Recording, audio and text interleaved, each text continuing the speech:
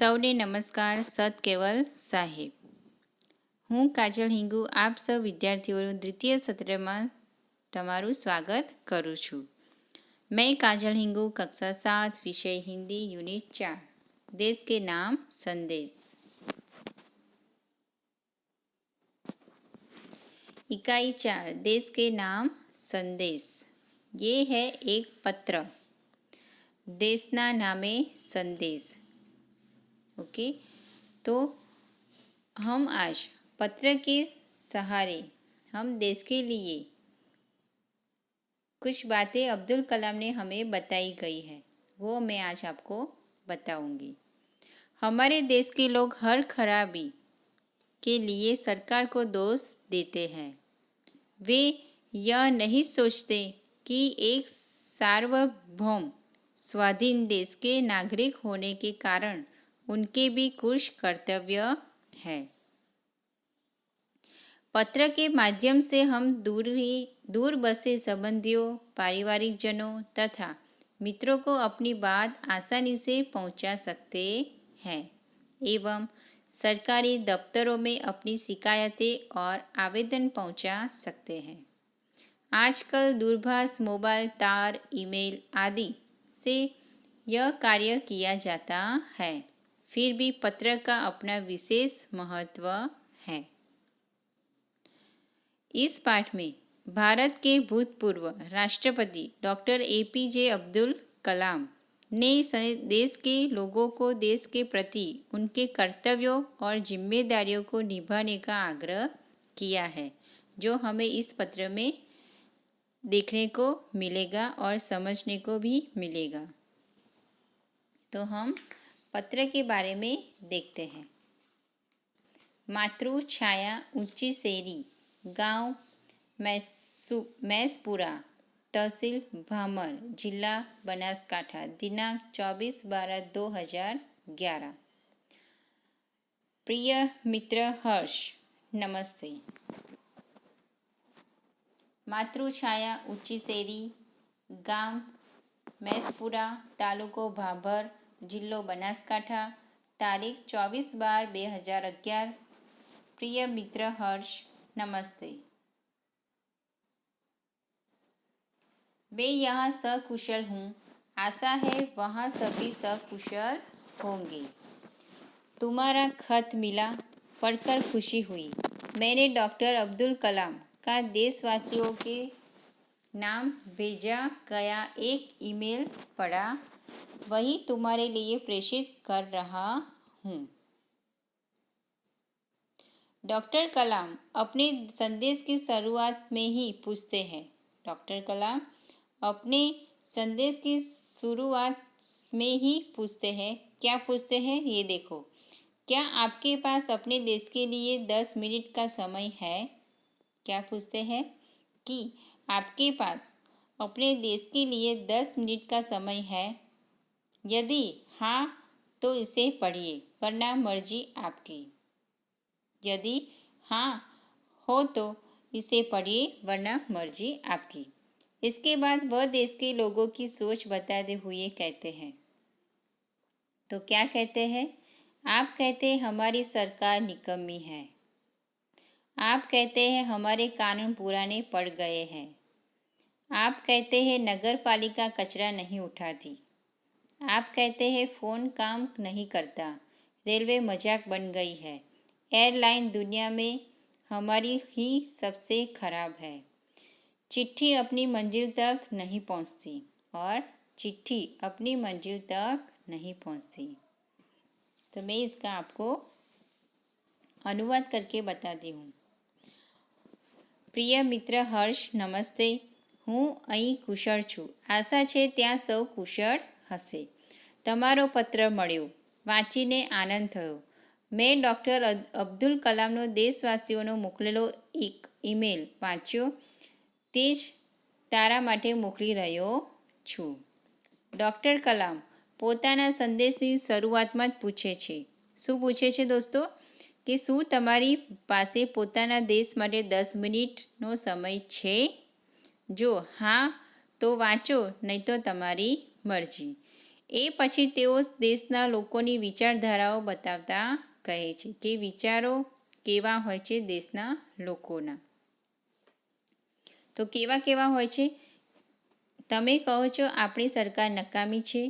તમે કહો છો આપણા કાયદા જૂના થઈ ગયા છે. તમે કહો છો નગરપાલિકા કચરો ઉપાડતી નથી.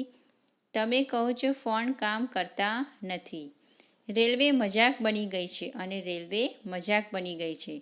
દુનિયામાં આપણી જ એરલાઇન સૌથી ખરાબ છે. પત્ર તેમના સરનામે પહોંચતા નથી અને પત્ર તેમના સરનામે પહોંચતા નથી.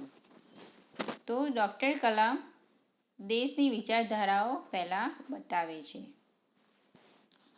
અને આગળ શું કહે છે એ આપણે જોઈએ.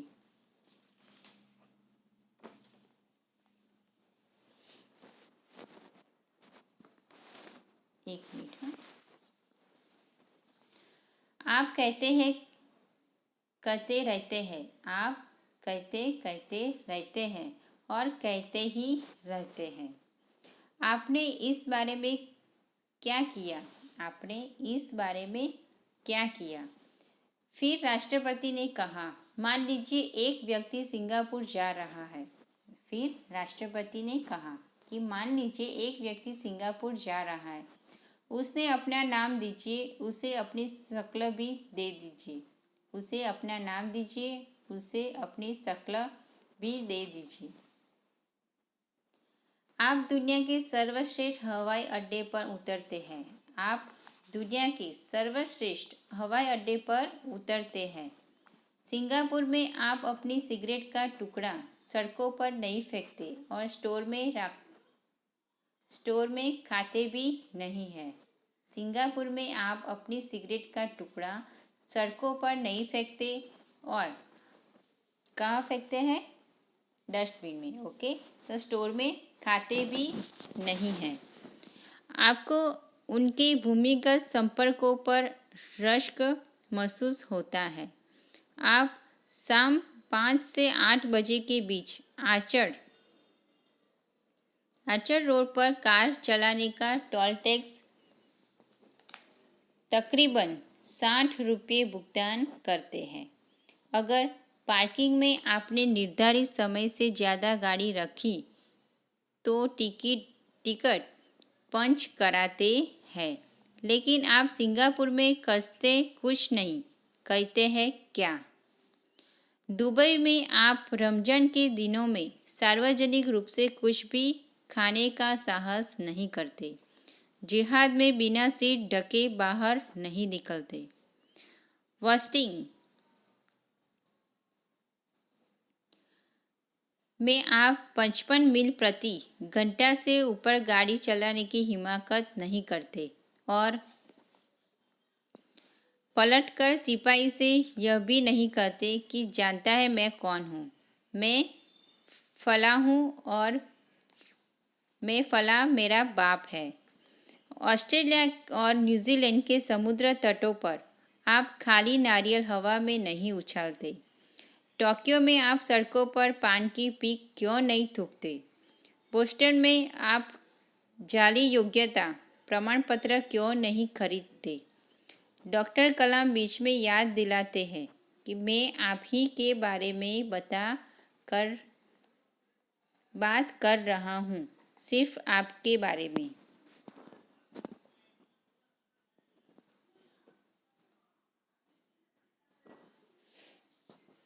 तो विद्यार्थी मित्रों, ये सब अब्दुल कलाम ने हमारे बारे में ही कहा कि आप लोग दूसरी दुनिया में आप कैसे रहते हैं और हमारे देश में कैसे रहते हो. તમે કહો છો કહેતા રહો છો અને કહેતા જ રહો છો. તમે આ બાબતમાં શું કર્યું? તમે આ બાબતમાં શું કર્યું? પછી રાષ્ટ્રપતિએ કહ્યું, માની લો કે એક માણસ સિંગાપુર જઈ રહ્યો છે. તેને તમારું નામ આપો, તેને તમારો ચહેરો પણ આપી દો. તમે દુનિયાના સર્વશ્રેષ્ઠ વિમાન મથક પર ઉતરો છો. સિંગાપુરમાં તમે પોતાની સિગરેટનો ટુકડો રસ્તા પર ફેંકતા નથી. સ્ટોરમાં ખાતા પણ નથી. તમને તેના ભૂમિગત સંપર્કો પ્રત્યે ઈર્ષ્યા થાય છે. તમે સાંજે 5 થી 8 વાગ્યા વચ્ચે આચર રોડ પર કાર ચલાવવાનો ટોલ ટેક્સ પ્રાયઃ ₹60 ભરો છો. જો પાર્કિંગમાં તમને નિર્ધારિત સમય કરતાં વધારે સમય ગાડી ઊભી રાખી હોય તો ત્યાં આગળ શું કરવું પડે? ટિકિટ પંચ કરાવવી પડે છે અને તમે કરાવો છો. પરંતુ તમે સિંગાપુરમાં કશું જ કહેતા નથી. કહો છો ના. દુબઈમાં તમે રમઝાનના દિવસોમાં સાર્વજનિક રૂપે કશું પણ ખાવાનું સાહસ કરતા નથી. જેહાદમાં માથું ઢાંક્યા વગર બહાર નીકળતા નથી. વોસ્ટિંગમાં તમે કલાકે 55 માઇલની ઝડપ કરતાં વધારે ઝડપથી ગાડી ચલાવવાની મૂર્ખતા કરતા નથી. અને પાછા ફરીને પોલીસને એમ પણ કહેતા નથી, જાણે છે હું કોણ છું, હું અમુક છું અને અમુકનો મારો બાપ છે. तो विद्यार्थी मित्रों, आपने सुना ना कि अब्दुल कलाम हमारे ही देश के बारे में, लोगों के बारे में क्या कहते हैं. ऑस्ट्रेलिया और न्यूजीलैंड के समुद्र तटों पर आप खाली नारियल हवा में नहीं उछालते और टोक्यो में आप सड़कों पर पान भी पी क्यों नहीं थूकते. बोस्टन में आप जाली योग्यता प्रमाण पत्र क्यों नहीं खरीदते. डॉक्टर कलाम बीच में याद दिलाते हैं, मैं आप ही के बारे में बता कर रहा हूँ. आपके ही बारे में. डॉक्टर कलाम कहते हैं आप दूसरे देशों की व्यवस्था का आदर और पालन करते हैं. अब्दुल कलाम क्या बताते हैं कि आप दूसरे देशों की व्यवस्था का आदर और पालन कर सकते हैं, लेकिन अपनी व्यवस्था का नहीं. भारतीय धरती पर कदम रखते ही आप सिगरेट का टुकड़ा जहाँ तहाँ फेंकते हैं. देखो अब्दुल कलाम क्या कहते हैं. भारतीय धरती पर कदम रखते ही आप सिगरेट का टुकड़ा जहाँ तहाँ फेंकते हैं. कागज के पुंजे उछालते हैं. यदि आप पराये देश में प्रशंसनीय नागरिक हो सकते हैं, तो यहाँ भारत में आप ऐसा क्यों नहीं बन सकते. डॉक्टर कलाम ने मुंबई की पूर्व महानगरपालिका आयुक्त तिनायकर के हवाले से कहा, अमीर लोग अपने कुत्तों को सड़कों पर घुमाने निकलते हैं और जहाँ तहाँ गंदगी बिखेर कर आ जाते हैं और फिर वही लोग सड़कों पर गंदगी के लिए प्रशासन पर दोष मढ़ते हैं. देखो अब्दुल कलाम क्या कहते हैं. मुंबई में पूर्व महानगरपालिका आयुक्त तिनायकर के हवाले से कहा, अमीर लोग क्या करते हैं, अपने कुत्तों को सड़कों पर घुमाने निकलते हैं और जहाँ तहाँ गंदगी बिखेर कर जाते हैं और फिर वही लोग सड़कों पर गंदगी के लिए प्रशासन पर दोष मढ़ते हैं. क्या वे उम्मीद करते हैं कि वे जब भी बाहर निकलेंगे तो एक अधिकार झाड़ू लेकर उनके पीछे पीछे चलेगा और जब उनके कुत्ते को हाजत लगेगी तो वह एक कटोरा उसके पीछे लगाएगा.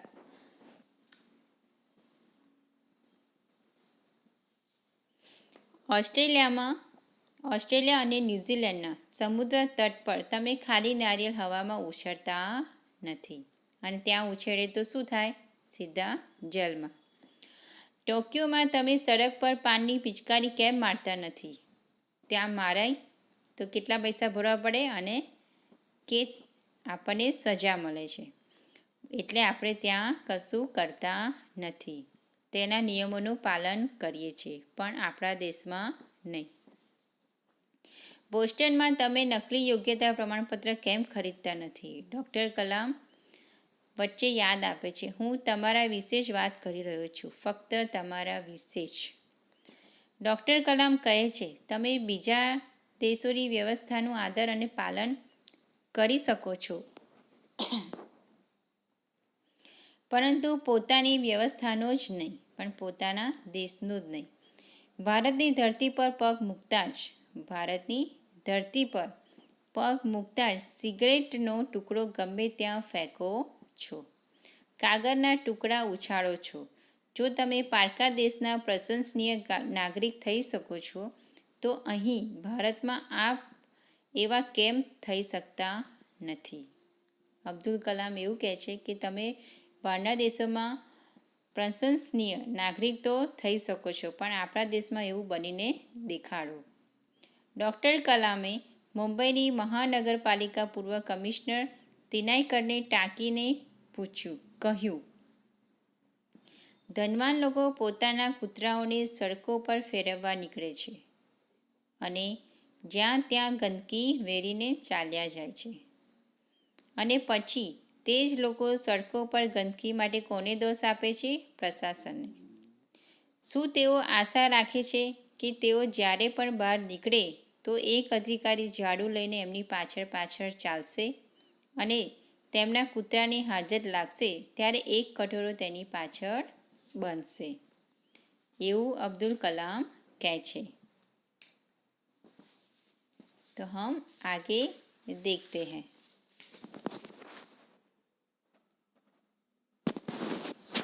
राष्ट्रपति ने मिसाल दी कि अमेरिका और जापान में कुत्ते के मालिक को उसकी छोड़ी हुई गंदगी साफ करनी पड़ती है. राष्ट्रपति ने एक मिसाल दी कि अमेरिका और जापान में कुत्ते के मालिक को उसकी छोड़ी हुई गंदगी साफ करनी पड़ती है. फिर शासन व्यवस्था के बारे में डॉक्टर कलाम ने कहा कि हम सरकार चुनने के लिए वोट डालने जाते हैं और अपनी सारी जिम्मेदारियां भी वही उलट आते हैं. हम आराम से बैठकर सोचते हैं कि अब हमारे नाज नखरे उठाए जाएंगे. हम सोचते हैं कि हमारा हर काम सरकार करेगी, और हम क्या सोचते हैं कि हमारा सब काम कौन करेगी? सरकार. और हम फर्श पर पड़ा हुआ रद्दी कागज उठाकर उसे कूड़ेदान में डालने की जहमत तक नहीं उठाएंगे. रेलवे हमारे लिए साफ सुथरे बाथरूम देंगी और हम उन्हें ठीक से इस्तेमाल करना भी नहीं सीखेंगे. डॉक्टर कलाम ने कहा कि समाज की ज्वलंत समस्याओं पर भी हमारा ऐसा ही रवैया है. हम ड्राइंग रूम में बैठकर दहेज के खिलाफ गला फाड़ते हैं.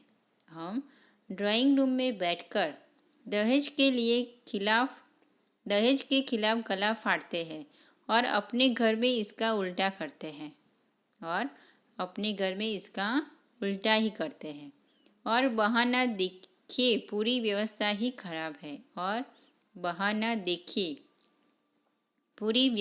खराब है. अगर मैं अपने बेटे की शादी में दहेज नहीं लूँगा तो इससे कौन सा बड़ा फर्क पड़ जाएगा? और क्या सोचते हैं? अगर मैं अपने बेटे की शादी में दहेज नहीं लूँगा तो इससे कौन सा बड़ा फर्क पड़ जाएगा? तो विद्यार्थी मित्रों, मैं आपको इसका गुजराती में अनुवाद करके बताती हूँ कि हमारे देश के लोग कैसे कैसे हैं. રાષ્ટ્રપતિએ ઉદાહરણ આપ્યું કે અમેરિકા અને જાપાનના કૂતરાના માલિકને તેની કરેલી ગંદકી સાફ કરવી પડે છે. પછી શાસન વ્યવસ્થા વિશે ડૉક્ટર કલામને કહ્યું કે આપણે સરકાર ચૂંટવા માટે વોટ આપવા જઈએ છીએ અને આપણે સાથે જવાબદારીઓ પણ ત્યાં મૂકતા આવીએ છીએ. આપણે આરામથી બેસીને વિચારીએ છીએ કે આપણા નાજનખરા સહન કરવામાં આવશે. આપણે વિચારીએ છીએ કે આપણું બધું કામ સરકાર કરશે અને આપણે જમીન પર પડેલો રદ્દી કાગળ પણ કચરાપેટીમાં નાખવાની તકલીફ પણ નહીં લઈએ. રેલવે આપણા માટે સ્વચ્છ અને સાફ બાથરૂમ આપશે અને આપણે તેને યોગ્ય રીતે વાપરતા પણ નહીં શીખીએ. ડૉક્ટર કલામે કહ્યું કે સમાજની સળગતી સમસ્યાઓ વિશે પણ આપણું આવું જ વલણ હોય છે. આપણે દીવાનખાનામાં બેસીને દહેજની વિરુદ્ધ ગળું ફાડીએ છીએ અને પોતાના ઘરમાં આનાથી ઉલટું આચરણ કરીએ છીએ. અને બહાનું જુઓ, પૂરેપૂરી વ્યવસ્થા જ ખરાબ છે. જો હું મારા દીકરાના લગ્નમાં દહેજ ન લઉં, તેનાથી શો મોટો ફરક પડી જશે. જોયું વિદ્યાર્થી મિત્રો કે આપણે જ આપણી દુનિયામાં ગુનેગાર છીએ. આપણે આપણી વ્યવસ્થાને સરખી રીતે પાલન કરી શકતા નથી અને આપણા દેશને સાફ સુથરો રાખી શકતા નથી. તો હવે આપણે આપણા દેશ માટે બદલવું પડશે અને સ્વચ્છતા પણ રાખવી પડશે. राष्ट्रपति ने इस संदेश में पूछा, इस व्यवस्था को बदलेगा कौन? राष्ट्रपति ने इस संदेश में पूछा कि इस व्यवस्था को बदलेगा कौन? यह व्यवस्था है किसकी और यह व्यवस्था है किसकी? आप आसानी से कह देंगे, व्यवस्था में शामिल है हमारे पड़ोसी. कौन है हमारी व्यवस्था में शामिल? हमारे पड़ोसी, आसपास के घर, अन्य शहर, अन्य समुदाय और सरकार. लेकिन मैं और आप कतई नहीं. और मैं और आप कतई नहीं. जब कुछ अच्छा करने की हमारी बारी आती है तो हम अपने परिवार को सुरक्षित कवच में घेर लेते हैं. जब कुछ अच्छा करने की बारी आती है तब हम अपने परिवार को सुरक्षित कवच में घेर लेते हैं. दूसरे देशों की ओर निहारते हैं और इंतजार करते हैं कि कोई मिस्टर क्लीन आएगा, अपने जादुई हाथों से चमत्कार करेगा, और ऐसा नहीं होता तो आप देश छोड़कर ही चले देंगे. उन्होंने कहा, हम अपने भय से भागकर अमेरिका जाएंगे, उनके गौरव का गुणगान करेंगे, व्यवस्था की प्रशंसा करेंगे, और जब न्यूयॉर्क असुरक्षित हो जाएगा तो आप इंग्लैंड भाग जाएंगे. इंग्लैंड में बेरोजगारी होगी तो खाड़ी चले जाएंगे, और जब खाड़ी में युद्ध छिड़ जाएगा तो आप मांग करेंगे कि भारत सरकार हमें बचाकर घर ले जाए. देखो, ये है हमारी देश के लोग के विचार. हर कोई देश को गाली देने को तैयार है. हर कोई देश को गाली देने के लिए तैयार है, पर व्यवस्था में सकारात्मक योगदान के बारे में नहीं सोचता. क्या हमने अपनी आत्मा को पैसे के हाथों गिरवी रख दिया है? क्या हमने अपनी आत्मा को पैसे के हाथों में गिरवी रख दिया है? डॉक्टर कलाम व्यवस्था में नागरिकों के सकारात्मक योगदान के लिए देशवासियों को जोर देते हैं. श्रेष्ठ नागरिक बनने की शुरुआत करने की अपील करते हुए संदेश में कहा गया है कि अगर आप वाकई संदेश में सहमत हैं तो इसे अपने 10 और साथियों को ईमेल से भेजिए. परिवार के सभी बड़ों को मेरा प्रणाम. तुम्हारा मित्र किरण. तो विद्यार्थी मित्रों, देखा अब्दुल कलाम ने अपने ही बारे में और अपने देश के लोगों के बारे में क्या क्या बताया. तो मैं आपको अनुवाद करके बताती हूँ. आपको ध्यान से सुनना, ये आपको समझने के लायक है. ओके. રાષ્ટ્રપતિએ આ સંદેશામાં પૂછ્યું, આ વ્યવસ્થાને બદલશે કોણ? શું પૂછ્યું? આ વ્યવસ્થાને બદલશે કોણ? આ વ્યવસાય છે કોની? આ વ્યવસ્થા છે કોની? આપ સહેલાઈથી કહી દેશો. આપ સહેલાઈથી કહી દેશો. આ વ્યવસ્થામાં મળેલા છે આપણા પડોશી. શું કહેશું આપણે? આ વ્યવસ્થામાં મળેલા છે આપણા પડોશી, આસપાસના ઘર, બીજા શહેર, અન્ય સમુદાય અને સરકાર. પણ હું અને તમે બિલકુલ નહીં. જ્યારે કંઈક સારું કરવાનો આપણો વારો આવે છે ત્યારે આપણે આપણા પરિવારને સુરક્ષિત કવચમાં ઘેરી લઈએ છીએ. બીજા દેશો તરફ જોઈએ છીએ અને પ્રતીક્ષા કરીએ છીએ કે કોઈ મિસ્ટર ક્લીન આવશે, પોતાના જાદુઈ હાથથી ચમત્કાર કરશે અને આવું ન થાય તો તમે દેશ છોડીને ચાલી નીકળશો. તેમણે કહ્યું, આપણે આપણા ભયથી ભાગીને અમેરિકા જઈશું. આપણે આપણા ભયથી ભાગીને અમેરિકા જઈશું. એમના ગૌરવના ગુણગાન ગાઈશું અને એમના ગૌરવના ગુણગાન કરીશું. વ્યવસ્થાની પ્રશંસા કરીશું અને જ્યારે ન્યૂયોર્ક અસુરક્ષિત થઈ જશે ત્યારે તમે ઇંગ્લેન્ડ રવાના થઈ જશો. ઇંગ્લેન્ડમાં બેકારી વ્યાપશે તો અખાતના દેશોમાં ચાલ્યા જઈશું અને અખાતના દેશોમાં યુદ્ધ ફાટી નીકળશે તો આપણે ક્યાં જઈશું? આપણે માંગણી કરીશું કે ભારત સરકાર અમને બચાવીને ઘરે લઈ જાય. દરેક વ્યક્તિ દેશને ગાળ દેવા માટે તૈયાર છે, પરંતુ વ્યવસ્થામાં સકારાત્મક યોગદાન આપવા માટે વિચારતું નથી. શું આપણે આપણા આત્માને પૈસા ખાતર ગીરવી મૂકી દીધો છે? ડૉક્ટર કલામ વ્યવસ્થામાં નાગરિકોના સકારાત્મક યોગદાન માટે દેશવાસીઓને ઢંઢોળે છે. શ્રેષ્ઠ નાગરિક બનવાની શરૂઆત કરવાની અપીલ કરતા સંદેશામાં કહેવામાં આવ્યું છે કે તમે ખરેખર આ સંદેશ સાથે સહમત હો તો આ સંદેશ પોતાના 10 સાથીઓને ઈમેલથી મોકલો. પરિવારના સૌ વડીલોને મારા પ્રણામ. તારો મિત્ર કિરણ. तो विद्यार्थी मित्रों, आपने डॉक्टर कलाम के क्या कहते हैं अपने देश के लोगों के बारे में ये आपने देखा और समझा और सुना. तो आपको ये पत्र अब्दुल कलाम का जे देश के नाम संदेश है, ये आपको 2 बार पढ़ना है और 2 बार में ये वीडियो आपको सुनना है और शब्दार्थ लिखना है, फिर उनका अभ्यास और स्वाध्याय. ओके, तो आपको ये पत्र समझ में आया? मैंने आपको समझाया, सुनाया, आपको ध्यान से सुना ना? ओके, तो आपको 2 बार ये पढ़ना है, फिर शब्दार्थ लिखना है, फिर अभ्यास और स्वाध्याय. तब तक अस्तु. सत केवल साहिब.